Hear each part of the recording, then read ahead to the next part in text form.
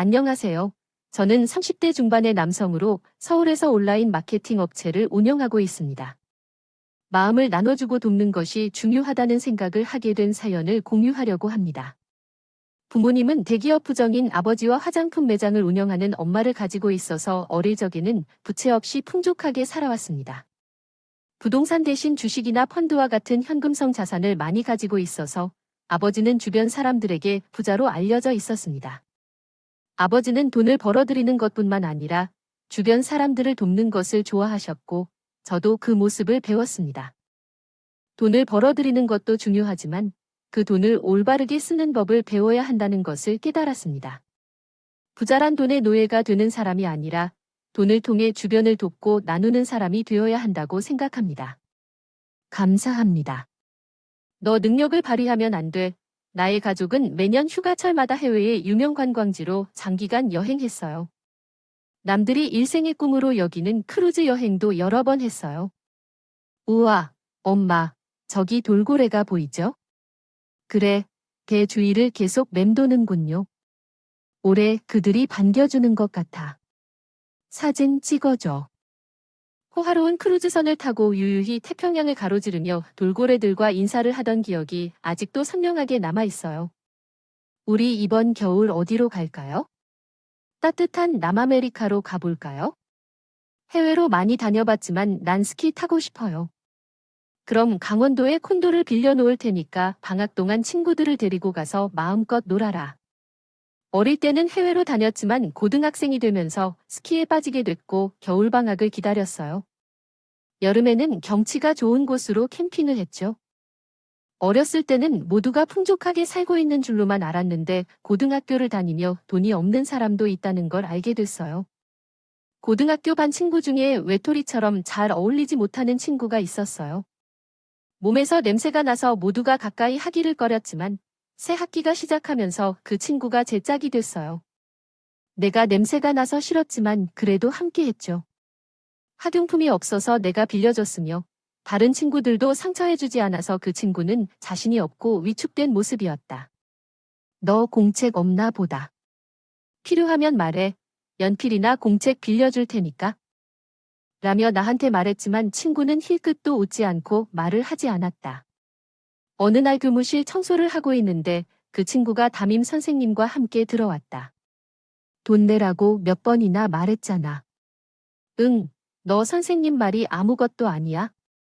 아니야, 아직 엄마한테 말을 못해서 죄송합니다. 너희 집이 거지냐? 학교는 돈을 내는 곳이야. 돈이 없으면 학교를 그만둬야지. 보충 수업도 못할 거야. 담임 선생님은 학생들을 무시하며 말을 했지만 모든 선생님이 그런 건 아니라고 생각한다. 장난으로 말을 한 줄 알았지만 크게 상처를 받은 친구는 얼마 후 자퇴했다. 그리고 몇 달 후에 우연히 만난 그 친구는 중국집에서 일하는 배달원이었다. 엄마가 아파서 돈을 벌어야 집세를 내고 밥이라도 먹을 수 있어 라며 말하는 친구의 눈빛은 살아있는 느낌을 주었다. 아무 희망이 없지만 살아있는 목숨에 감사할 뿐이다. 매일 자신도 모르게 억지로 살아가는 많은 사람들을 알아가며 나는 고등학교를 졸업하고 대학에서 신문방송학을 전공했습니다. 중학교 때부터 방송국에 들어가 기자나 PD가 되겠다는 꿈을 품고 있었죠. 교장 선생님, 이번 재단 비료에 대해 어떻게 생각하십니까? 한마디만 해주실래요? 알아서 결정하시죠. 전 잘 모르겠어요. 왜 그러세요? 학교까지 찾아와서 말씀드릴 필요 없잖아요. 제발 그만하세요. 나중에 알게 된 사실인데 저희 중학교에는 비리가 있었던 것 같더군요. 기자가 찾아와서 교장 선생님은 꼼짝 못하고 있었습니다. 그때 제 눈에 비친 기자는 정의의 사도였습니다. 대학 2학년이 되자 대한민국 남자라면 피할 수 없는 군대 문제에 직면했어요. 입영통지서가 도착했습니다. 민구야, 어떻게 생각해? 잘 모르겠어요. 졸업할 때까지 미룰지 아니면 준비를 해야 할지. 매도 먼저 맞아야 한다고. 미루지 말고 빨리 다녀와라. 졸업 후 제대하면 취업 준비할 시간이 없을 텐데 그때까지 동기들도 이미 가버렸겠지요. 이번 학기가 끝나고 휴학을 결정했고 입대를 앞두고 있었는데 훈련소에 있던 날 퇴소가 가까워졌을 때 행정반 청소를 하던 동기 준철이가 울면서 내무반으로 들어왔습니다. 요즘엔 그것을 말해버렸네. 그건 왜 말해? 우리 말이야. 땡땡 부대 배치되어서 청소하는 도중 책상 위에서 훈련 일람표를 발견해서 찾아보았지. 그걸로도 돌파하고 말았다. 왜 이게 렌즈에 떨어지니? 아이고 정말 큰일 난걸? 거기 진짜로 혹독하다던데. 정말 난 낭난해졌어. 땡땡 부대는 훈련이 매우 엄격해서 이름난 전투 부대라고 해서 모두가 그곳을 피하도록 기도했어. 하늘이 오종기를 줘서 우리 준철이와 함께 당첨됐어. 나는 모든 것을 하늘에 맡기고 강원도에 있는 그 부대로 갔어. 준철이와 나는 다른 중대에 배치되어 헤어졌어. 우리 살아서 꼭 다시 만나자고 약속했어. 어떻게든 버티자. 죽을 법은 아니니까 파이팅. 준철이와 헤어진 후 내가 소속된 무반은 분위기가 매우 긴장되었어. 우리 분대원들은 침대 끝에 일렬로 앉아서 움직임 없이 있었고 도로 중앙에 분대장이 허리를 펴고 당당하게 서 있었어. 야, 신병 한민구야. 제 정신이 다 빠졌네. 내가 처음부터 훈련소랑은 비교도 안 된다고 생각하는구나. 무서운 분위기였습니다. 분대장의 고함에 심카가 떨렸고 어렵게 훈련을 마칠 수 있었습니다. 며칠 후 선임들은 분대장이 최병장에 대해 이야기했어요. 최병장만 조심하면 몸이 다치지 않을 거야. 그놈의 별명이 미친 개야. 그 말을 듣고 나면 그의 위험성을 느낄 수 있었죠. 그는 후임들을 괴롭히는 즐거움으로 사는 미친 놈이었습니다. 선임 조상병의 말대로 그는 가혹한 일을 시키고 때리며 부하들을 괴롭혔어요. 그는 옛날에 투사였고 건달을 누를 정도로 강했단 얘기도 했어요. 최병장은 권투도 잘하고 감쪽같이 위협적인 분위기를 풍겨주었죠. 군대에서 옳은 욕을 먹었지만 따를 수밖에 없었습니다.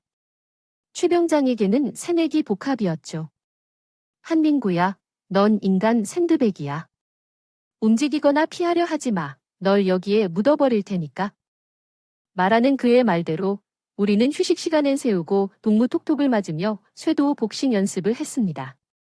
주먹을 피하면 바로 과잉방어로 엉그러 묻힐 수 있다는 최병장의 기술에 미움을 가져와요. 나는 희생양이 되어 최병장에 시달렸지만 결국 그의 괴롭힘에서 벗어나게 되었습니다. 맞선이 된 이는 바로 위층에 있던 고참이었습니다. 그 사람은 입에 욕설을 달고 살면서 조금만 실수를 한다고 후임들에게 주먹질을 하기도 했습니다.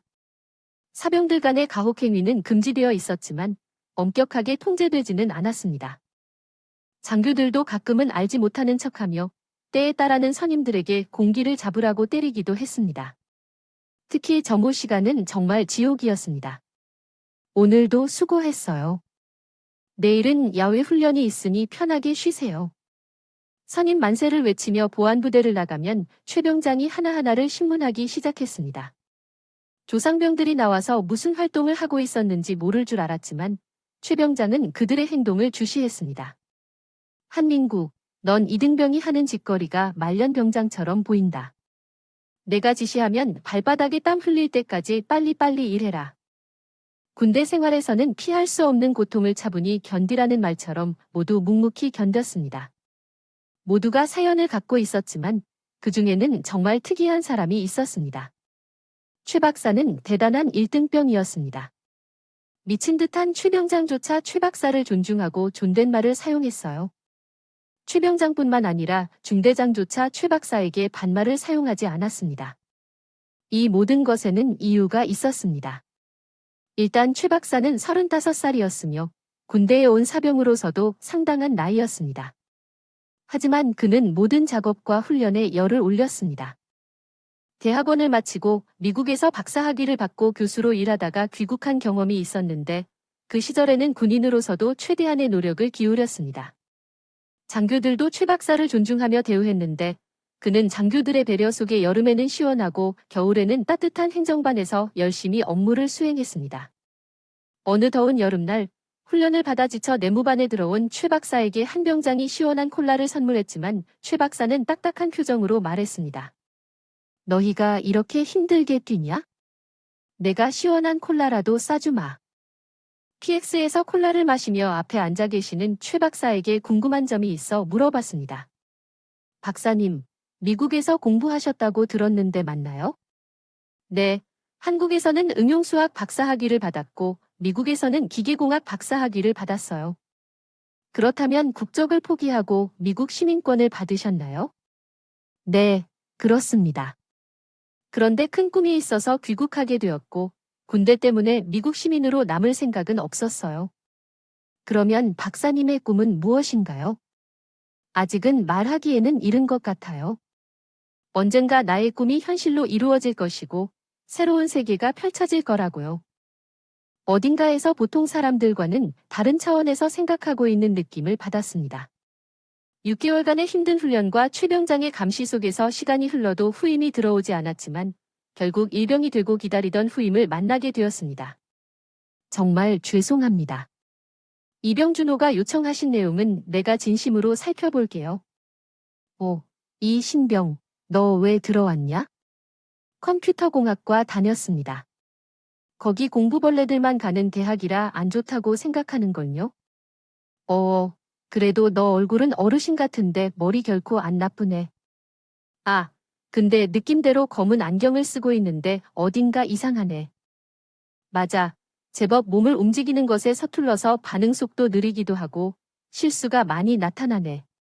준호는 금방 고문관으로부터 엄격한 지적을 받았고 특히 최 병장은 언제나 시끄럽게 당신을 괴롭혔다. 넌 왜 이리 과했니? 진짜 그딴 자세로만 할래? 작업 일 체크할 거냐? 제대로 말이야. 네, 제대로 할게요. 좋은 말로 까놓아서 이해 못하는 게 맞겠지?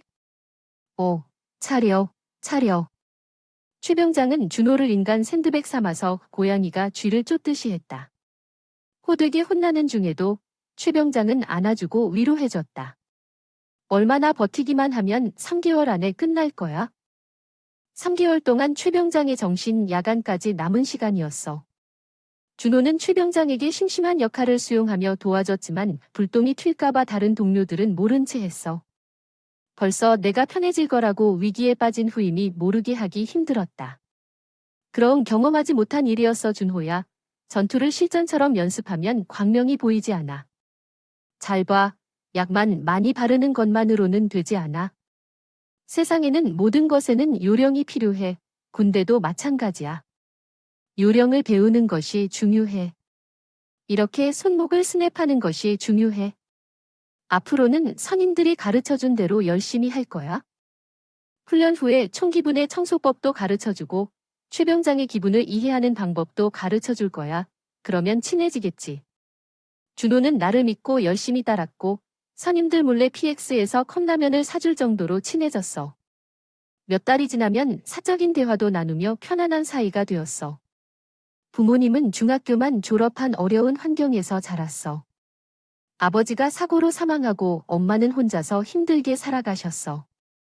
그래서 나는 엄마를 위해 성공해서 편안하게 살도록 노력할 거야. 준호는 엄마를 위해 힘쓰는 마음이 특별해서 매일 연락을 하곤 했어. 사병들이 휴대전화를 쓰는 것은 상상하기 어려운 일이었고 부대에 공중전화가 2대밖에 없어서 모두가 같이 사용해야 했어. 일과가 끝나야 전화를 할 수 있었어. 한 달에 한 번 정도야. 엄마에게 전화만 하고 친구들에겐 잘 전화하지 않았어요. 다른 동료 병사들도 마찬가지였죠. 그저 엄마에게 전화하면 뭐라고 할까 두려웠어요. 엄마가 전화하면 왜 전화해 하며 잔소리를 했지만 저는 이런 말로 어차피 별말을 안 하는 사람이라서 따로 전화하지 말라고 했어요. 대부분의 병사들도 통화비 때문에 특별한 일이 없으면 잘 전화하지 않았어요. 그런데 바쁜 준호는 그날도 일찍 전화를 걸었고 어쩌다 보니 통화가 길어졌어요. 그 결과 기다리던 다른 부대 선임이 화를 내며 전화를 끊으라고 했어요. 저는 엄마의 말을 듣고 싶어서 전화를 끊을 수가 없었습니다. 그러자 선임이 화를 내며 욕을 하더니 더불어 싸다구까지 맞았어요. 그런데 준호는 엄마 전화 후에 얼굴이 찡그리는 것을 참 많이 보았어요. 그러던 어느 날 한 일병이 말했습니다. 모레 휴가 가실 일병님, 필요한 게 있으면 말씀하세요. 필요한 건 없고 부탁 하나 할 게 있어요. 제 집에 들러 엄마에게 잘 지내니까 걱정 안 하셔도 돼요. 죄송합니다. 이런 부탁을 해서 죄송합니다. 어머니가 너무 걱정하셔서 그렇습니다. 우리 사이에 미안할 일이 있나요? 알았어요. 잠깐 들려볼게요. 1년 만에 서울역에 내렸을 때 새롭게 느껴지는 감정이었어요. 익숙한 것들이 낯설고 마치 교도소에서 징역을 살다가 출소한 기분이었어요. 세상의 피부가 아주 검게 탔네. 얼마나 힘들었을까? 엄마 어머니를 보자마자 눈물이 났고 아버지도 건강한 모습으로 집에 온 것을 반가워했어요. 그 다음 날부터 친구들과 함께 시간을 보냈어요. 휴가 때는 아무 생각 없이 매일 술에 취하다가 다시 복귀하는 거야. 나도 그랬으니까 마시자 할까? 민구의 건강한 군 생활을 위해서 복귀하는 내 모습을 보여주고 싶어서 준호의 집을 찾아갔어요. 준호의 집은 산 동네에 있었는데 미로를 연상시키는 좁고 복잡한 골목이 얽혀 있어서 집을 찾기 어려웠어요. 골목 양옆에는 다 쓰러져가는 집들이 붙어 있었어요. 한참을 헤매다 리어카 폐지를 씹고 있는 할머니에게 길을 물었어요. 저 할머니, 땡땡번지가 어디예요? 그 집에서 살고 있으세요? 맞아요, 준호가 내 아들이에요. 아, 저는 군대에서 준호하고 같이 생활하고 있습니다. 어머니께 안부 전해달라고 해서 제가 대신 찾아왔어요. 그런가 반갑네. 근데 집이 누추해서 어쩌나. 리어카는 이리 주시고 앞장서세요. 준호 엄마는 나이보다 아주 늙어 보였습니다. 아직 환갑도 안 된 나이였지만 70을 넘긴 할머니 같았거든요. 아마 고생을 너무 많이 해서 얼굴이 상해버린 것 같았죠. 어머님의 리어카를 대신 끌고 집으로 갔습니다. 아주 낡고 초라한 단칸방이었어요. 춘호는 어릴 때부터 똘똘하고 총명했어요. 초등학교 때 선생님이 하도 권해서 영재 테스트를 받았는데 보게 되면 수재라고 모두 놀랐었다고. 당장 영재 학교로 보내라고 했지만 형편이 따라줘야 말이지. 고등학생이 되더니 고물상에서 고장난 컴퓨터를 하나 얻어와서 혼자서 낑낑대며 고쳐가지고 중국 가기에 팔아서 생활비에 보태는 거야. 그 뒤로 고물상에서 꽂힐 만한 컴퓨터가 있으면 춘호를 줬어. 갑자기 준호 엄마가 가슴을 움켜잡고 발작적으로 기침을 하는 겁니다. 휴지로 입을 닦았는데 피가 묻어나는 게 보였어요. 어머니 피가 괜찮으세요? 괜찮아요. 결핵이 재발했을 뿐이에요. 같이 병원에 가요. 피를 토하시면 안 돼요. 약은 먹고 있으니까 걱정 마세요. 요즘 폐조금 느끼고 그런 것뿐이에요. 남편을 먼저 보내고 하나뿐인 아들을 나라에 맡기고 혼자 폐지를 주는 그녀를 보고 안쓰러워서 갈 수가 없었어요. 지갑을 뒤져 모든 돈을 들였어요. 어머니는 한사코 거절했지만 전 억지로 줬어요. 준호한테 내가 피를 토했다는 말은 하지 마세요. 제발 부탁이에요. 알면 타령할지도 몰라서 준호만 신신당부를 했습니다. 한 입양님 잘 다녀오셨습니까? 엄마는 잘 지내고 계신가요? 폐지 몸에 이르셨나 봐요. 아직까지 건강해 보여요. 엄마 걱정은 접어두자. 1년이 더 지나가고 겨울이 되자 우리들은 혹한기 훈련을 나가야 했어요. 1년 중 가장 추운 일, 2월, 야외에서 혹독하게 훈련을 받는 엄청나게 어려운 훈련 중 하나예요. 지금 생각해도 정말 어려웠어요. 몸소리가 절로 처지네요. 아, 진짜 영하 20도인데 미친 거 아니냐. 밖에 나가서 오줌 싸면 바로 얼어버릴 날씨. 군바리는 인간이 아닌 거야? 진짜 어우씨. 그날은 아침부터 한방눈이 마구 퍼부어서 앞이 거의 보이지 않아. 계획했던 훈련은 취소하고 제설 작업 후에 참호에서 뒹굴며 대기하고 있었죠. 추웠지만 오랜만에 편하게 누우니 잠이 쏟아졌습니다. 점심시간이 되었는데 문제가 생겼어요. 부대원들이 먹을 밥과 국을 실은 트럭이 눈 때문에 못 올라오니 가지러 내려가야 했습니다. 저와 준호도 차출되어 내려갔고 고통을 들고 산을 올라던 준호가 미끄러져서 발목을 삐고 말았습니다. 준호야, 괜찮아. 죄송합니다. 발목을 못 하겠습니다. 내가 부축해 줄 테니까 어서 일어나. 전 절뚝거리는 준호를 부축해서 돌아왔는데 최 병장은 국을 쏟았다고 준호를 쥐잡듯이 몰아세웠어요. 다친 사람한테 너무한다는 생각이 들어서 전 대들었습니다. 최 병장님, 국토 거푼 게 무슨 대수라고 다친 애를 쥐잡듯이 갈구십니까? 그만하시면 안 됩니까? 한상병, 너 쥐약 먹었냐? 어와 군대 많이 좋아졌다. 후임이 선임한테 막대 들고 예전 같으면 주눅이 들었겠지만 이젠 짬밥과 서열이 제법 있는 상병이라 정관 달리 대차게 나갔습니다. 그때 최 병장은 혼란스러워한 것 같았어요. 얼굴을 찡그리고 소리를 지르려 했지만 주먹을 휘두르지 못해서 그랬죠. 야, 뭐야 최 병장. 너 또 후임들에게 괴롭힌 거야? 하지만 그것은 사실이 아니었어요. 선임하사님, 괜찮아요. 그냥 그만두세요. 아이고 그럼 빨리 밥 좀 먹으세요.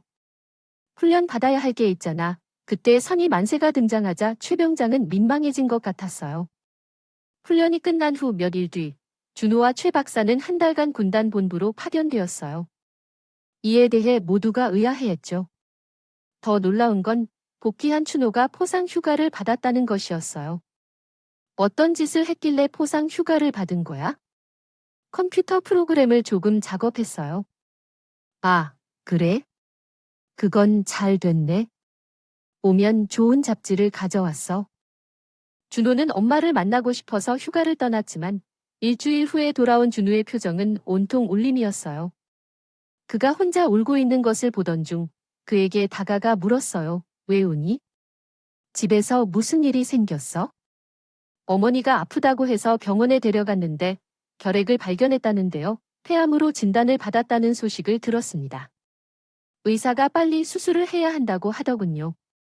울고 있는 준호를 묶어두고 지켜보며 저도 마음이 답답해졌어요. 위로해주려고 했지만 아무 대안이 없었습니다. 한 달 후에 부대장이 중위로 승진하면서 다른 부대로 이동하게 되었고 새로운 부대장이 여성인 소희였습니다. 새로운 부대장은 매우 엄격했고 모든 것을 규칙대로 처리했는데 마치 로봇처럼 객관적이었습니다. 며칠 후 신장갑을 착용하고 내부반에 나타난 부대장은 공간을 둘러보다 소리쳤어요. 이곳은 매우 더러워. 즉각 청소를 시작하세요. 우리는 놀랐지만 손 닦고 쓰며 청소를 시작했죠. 최 병장은 침대에 누워 있었는데 부대장에게 부른 소리를 듣지 못하고 계셨어요. 부대장이 넌 내 말을 못 듣느냐. 일어나라. 마음대로 할 수 있는 건 내일부터 민간인이 되었을 때다. 하겠습니까? 전역된 병사든 말든 이 시기에 똑같이 대해야 한다고 말했죠. 최 병장은 올해 전역 예정이었지만 아직도 군인의 특성을 벗어나지 못한 것을 보여주려 하며 시비를 걸었습니다. 서 대장이 여자란 사실을 비웃고 개에게 폭언했습니다. 마지막 명령을 내렸습니다. 지금 일어나서 너도 여자니까 진짜 싸워봐. 이 정도로 상대해도 안 될 것 같아. 너무 넘기지 말고. 이에 최 병장은 분노했습니다. 오늘 계급장 벗고 한판 붙자. 체력 단련실로 따라와. 상상조차 못한 사태에 우리들도 함께 모여갔습니다. 소대장님, 후회하지 않으실 텐데요? 당연하지. 난 문제되지 않아. 심장을 잡고 덤벼 최 병장은 소대장을 향해 주먹을 휘둘렀지만 그녀는 우아하게 피해서 최 병장의 옷을 잡고 엎어치기를 했습니다. 소대장은 전 유도 선수 출신이라더군요. 자세히 보면 그녀에게서 거부할 수 없는 힘이 느껴졌죠. 상급자를 비웃는 것을 경멸해요. 더 치다가 휠체어에 앉고 이번엔 불러서 저녁을 신고 할 거라고 말했습니다. 알겠습니다. 마침내 최 병장이 군대를 제대한 날이 왔습니다. 분대원들은 잊을 수 없는 저녁상을 준비했죠. 군대 야금야금 지내고 있던 최 병장을 밤 12시가 넘자 기상시켰습니다. 최필수, 일어나세요. 제가 그 인물에게 모욕을 당했고 우리 모두 그를 죽도록 때렸습니다. 그 자식이 재미있는 듯하니 이놈아, 여기서는 나는 왕이라. 사회에서도 왕인 줄 아느냐? 억울하고 분해서 때려봐. 그러면 넌 헌병이 아닌 경찰관이 되어 있을 것이다. 사회생활을 감방에서 시작하고 싶다면 시원하게 때려봐. 이놈 아직도 노래 보면서 놀고 있어? 아무래도 더 맞아야 할 것 같아. 확실하게 더 밟아봐. 미안하다고 했잖아. 어디서 반말이야? 미안하다면 꿇어. 흠씬 두들겨 패주고. 늦은 시간이지만 명분대로 상황을 파악한 최 병장이 바로 바닥에 무릎 꿇고 죄를 빌기 시작했습니다. 형님들, 죄송합니다. 사회로 나가면 잘못을 평생 반성하며 착하게 살게요. 부디 용서해 주세요. 최 병장은 책임을 부담하며 매질당했고 본대원들은 단합하여 오랜간 쌓인 분노를 풀어버렸습니다. 저녁 식사를 하러 갈 때 최 병장은 풀립니다. 멍청이 당한 얼굴은 정말 엉망이었지만 소 대장님은 슬그머니 모르는 척 해주셨습니다. 최 박사와 다른 선임들도 차례로 저녁을 했고 저녁하는 날인 줄은 상상도 못했던 날이었어요. 저녁 식사를 마치고 나오니 준호가 기다리고 있었습니다. 그의 눈가에는 아쉬움의 눈물이 맺혀 있었죠. 한 병장님 보고 싶을 거예요. 그동안 신경 써주셔서 정말 감사합니다. 이제 너도 다음 달이면 병장이니까 후임들 잘 챙기고 몸 건강하세요. 사서 만나자. 아, 그리고 이걸 받아라. 이게 뭐예요? 돈 아니에요? 한 200만 원 정도 될 거야? 그동안 내가 월급 받은 걸 모은 거야? 너 제대하면 복학해야 했을 거 아니야? 얼마 안 되지만 그거 등록금에 보태줘. 당황한 춘호는 말을 잇지 못했습니다. 솔직히 등록금을 어떻게 마련할지 걱정했던 참이었습니다. 정말 감사합니다. 사회 나가면 꼭 은혜를 갚겠습니다. 6개월만 잘 버티고. 말을 끝내지 못하고 울음을 터뜨린 준호를 따라 위병소까지 따라가며 배웅했습니다. 집에 돌아와 전 그의 부모님께 준호에 대해 이야기했습니다. 그런 사정이 있었구나. 돈이 문제인 것 같아. 사람부터 살아야지. 나도 도와줄게. 준호, 엄마의 수술을 받을 수 있도록 도와달라고 부탁했더니 아버지는 기꺼이 승낙해 주셨어. 그동안 엄마 상태가 많이 나빠졌어. 폐암이 발병해서 혼자서 움직이기도 힘들어서 더 이상 폐지를 주우러 다니지 못하고 하루 종일 누워 있어야 했어. 아니, 어렵고 힘들다며 다른 사람에게 의지하기 시작하면 끝도 없는 법이야. 내 몸은 내가 챙길 테니 걱정하지 마라. 어머니, 준호를 위해서라도 건강해져야 해. 준호가 훈련소에 가기 전에 수술을 받아야 한다고 약속했어. 고집 부리지 말고 내 말 좀 들어봐. 준호 엄마가 강하게 거절했지만 몇일 동안 설득한 끝에 병원에서 정밀 검사를 받게 됐어. 폐암 3단계까지 진행돼 있었어.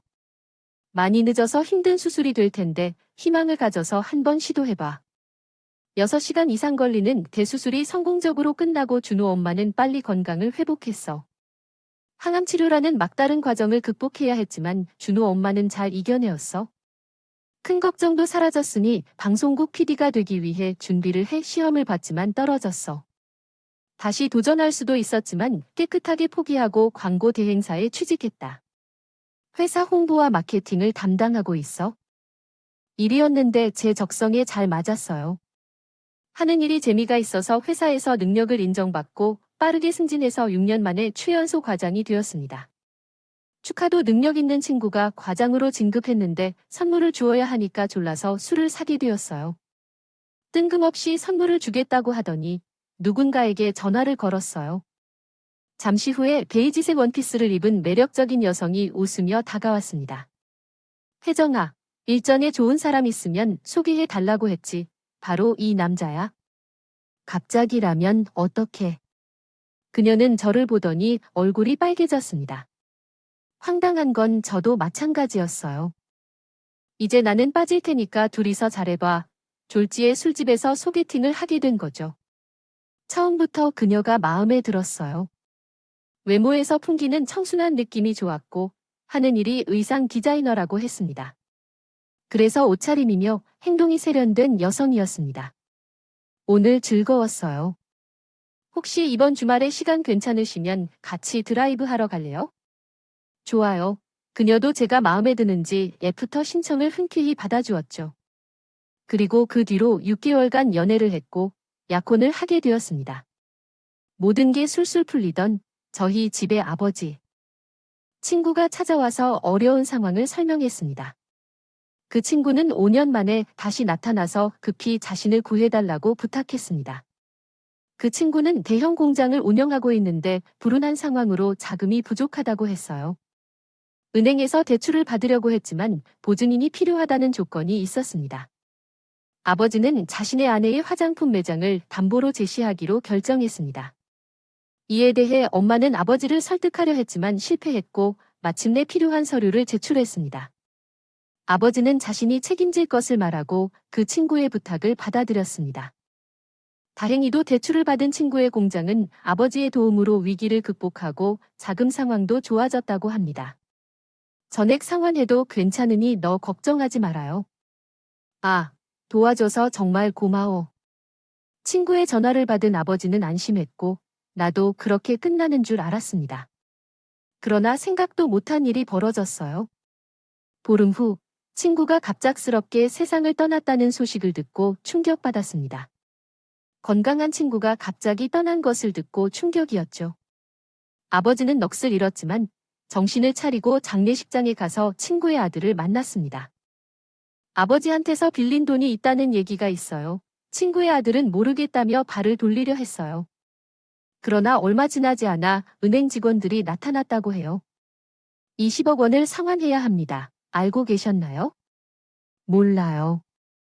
돈 없어요. 아버지는 다시 조건을 살펴보고 1년 후 20억 전액 한시 상환과 함께 작은 글씨가 발견되었다고 합니다. 아버지는 일이 이상하다고 생각하셨고 변호사를 찾아가셨습니다. 사모님 가게를 담보로 잡고 연대보증을 하였습니다. 이 경우에 채무자가 사망한다면 직계가족들이 빚을 상속받는 것이 아니라 보증을 한 분이 채무 변제에 대한 책임을 져야 합니다. 그러면 제가 20억을 상환해야 하는 건가요? 그렇습니다. 죄송하지만 다른 방법은 없습니다. 아버지는 괴로워하셨고 일이 손에 잡히지 않았습니다. 걱정 때문에 잠도 못 자고 밤을 새우셨고 엄마와 저도 불안해했습니다. 엄마가 많은 노력을 해보았지만 20억은 큰 금액이어서 대안이 없었습니다. 상환일이 지나자 은행은 경고한 대로 강제 집행을 시작했습니다. 아버지의 월급과 엄마의 가게가 압류되었습니다. 충격을 받은 엄마는 실신하고 마셨습니다. 월급 압류가 시작된 후 회장이 아버지를 찾았습니다. 한의사들의 입장을 이해하겠지만 빚보증을 한 사람이 회사 이사자들 중에 월급을 압류당하면 회사의 면목이 떨어진다고 말의 사임을 고려하라고 했습니다. 아버지는 눈물을 흘리며 퇴직하셨습니다. 그러던 어느 날 약혼녀가 찾아왔어요. 예상하고 있던 상황이었죠. 민구 씨, 매정하게 생각하지 마세요.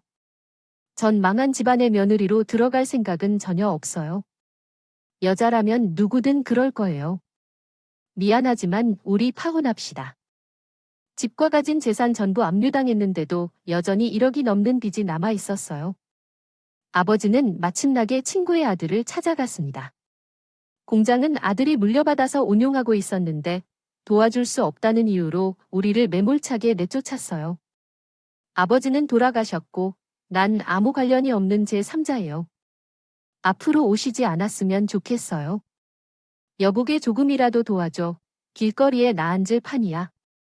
이 공장을 살린 사람이 나란 말이야. 계속해서 말도 안 되는 소리 하면 경찰을 불러버릴 거예요. 아, 그러고 보니 경비들은 어디 있어요? 아버지가 상처를 받으셨지만 친구 아들은 이 일에 관여하지 않고 경비들은 아버지와 다투다 식당에서 쫓겨났어요. 일자리를 찾던 아버지가 경비로 일하시게 되었고 엄마는 파출부로 이 일에 돈을 벌었어요. 그래도 매달 적지 않았죠. 결국 나는 회사를 그만둘 거예요. 대체 왜요? 많이 생각해 봤어요. 지금 희망퇴직 신청하면 1억을 받을 수 있어요. 죄송합니다. 한국어로의 번역은 제공되지 않습니다. 다른 도움이 필요하시면 알려주세요. 그 말을 듣자 목으로 넘어가던 밥이 딱 걸려버렸고 가슴이 먹먹해졌어요. 아버지의 마음속에는 우리가 잘 살던 시절에 대한 그리움이 아직도 남아 있었던 거예요. 그때 엘리베이터 문이 열리고 정장 차림의 남자가 열어내렸습니다. 그들을 본 아버지는 급히 밥을 삼키고 달려가서 90도로 인사를 하셨고 열린 문 사이로 소리가 들려왔어요. 사장님 어디 나가십니까? 네, 국제회의가 있어서요. 일하시는데 불편한 건 없으세요? 없습니다. 내일 사장님께 감사하고 있어요. 다행이네요. 혹시라도 불편한 점 있으면 바로 말씀해 주세요. 이 회사 사장이 외출을 하는구나 생각하고 전 경비실 안에서 계속 밥을 먹고 있었죠. 잠시 후에 경비실 문이 열리고 누군가 안으로 들어오더니 고개를 갸웃거리면서 절 살펴보는 겁니다. 그리고 저와 눈이 마주쳤어요. 틀림없어, 한 병장님. 저 모르시겠어요? 준우예요. 아니 준호. 내가 여기 사장이라니? 세상에, 준우는 제 손을 덥석 잡더니 감격한 표정으로 와라 끌어놨습니다. 그날 저녁에 준호는 절 호텔 레스토랑으로 초대했습니다. 근데 준우는 혼자가 아니었고 저도 잘 아는 사람과 함께 왔어요. 바로 최 박사였죠. 어이 한 병장, 여전하구만. 이게 그동안의 일화를 자세히 설명했다. 컴퓨터 바이러스로 인한 위기 상황과 부대에 대한 주의 사항, 행정반 컴퓨터 감염 사건, 그리고 준호의 능력을 알아차리게 된 사건 등을 한층 깊이 들어가며 이야기했다. 또한 최 박사와 준호 사이의 관계가 점점 발전해 나가는 모습과 최종적으로 준호가 IT 업계에서 대형 사건을 일으키는 인물로 성장하게 되는 과정을 담았다. 7년 동안 부지런히 노력해 작은 벤처 기업을 5천억 원 이상의 이익을 올리며 세계적인 IT 기업으로 성장했다고 합니다. 한 병장 기억하시나요? 예전에 머릿속에서 나오는 생각이 세상을 뒤집을 수 있다고 얘기했던 그분이죠. 그런 말씀을 하셨죠. 맞아요. 저기 있는 그릇은 내가 만들어지지만 그 마무리는 준호가 할 것이라고요. 최 박사는 자리를 떠나 재계기업가로 활동하며 세상을 살인적으로 내다보고 있다고 합니다. 아마 웃기는 이야기일지 모르겠지만 제 꿈은 구글보다 더 큰 세계적인 인터넷 기업을 만드는 것이에요. 정말 웃기십니까? 아니요. 분명히 그것을 이룰 수 있다고 믿어요. 한 병장님한테 부탁할 일이 있어요. 자회사로 마케팅 회사를 설립하기로 결심했는데 한 병장님이 맡아주실 수 있겠습니까? 이젠 나도 기업을 경영하려는 건가요? 아무것도 아니라면 아무 일도 벌어지지 않죠. 도와드리겠어요. 준호 말이 나를 용기를 주었어요. 다짜고짜 마케팅 회사 설립에 돌입했습니다. 얼마 후 아버지가 마음에 드는 단짝 친구를 소개시킨다며 얘기하십니다.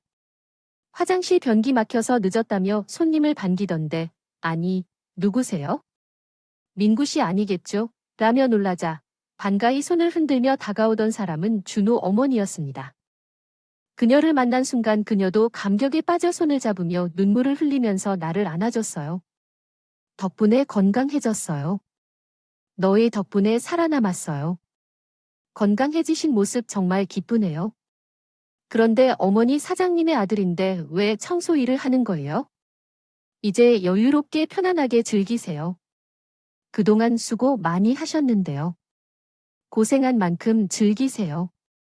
일하기 습관이 들어 있어 가만히 있으면 귀찮아요. 몸이 움직이지 않을 때 실증 나니까요. 내가 도울 것 하나밖에 없나 봐요. 아버지도 마침내 사장님과 엄마가 사실로 알게 되셨어요. 하지만 아버지는 수술비만 주셨어요. 서로 대화한 적은 없었거든요. 그러나 아무것도 달라지는 건 없어요. 전에 맡았던 일을 열심히 하면 돼요. 당연한 이야기예요. 열심히 일하고 커피 마시면서 수다 떨 친구가 있네요. 그래서 덕분에 지금 행복해요. 결혼을 해서 가정을 이루면 여름 휴가는 가족과 함께 남해안 여행을 갈 계획이에요. 크루즈를 타고 태평양을 건너는 것보다 여객선 위에서 바라보는 푸른 바다가 더 멋있고 즐거운 추억이 될 거예요. 인생의 목적은 가지는 것이 아니라 베푸는 것이라고 생각해요. 여러분도 이를 명심하고 모든 것을 할 수 있길 바래요. 다른 사람과 나누며 살아가는 것을 당부드립니다. 물질적인 것이 부족하다면 마음을 나누어 보세요.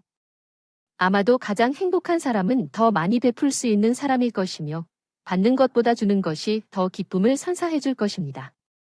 이제 이야기를 마치겠습니다. 제 이야기를 들어주셔서 감사합니다. 여러분 모두 행복하세요.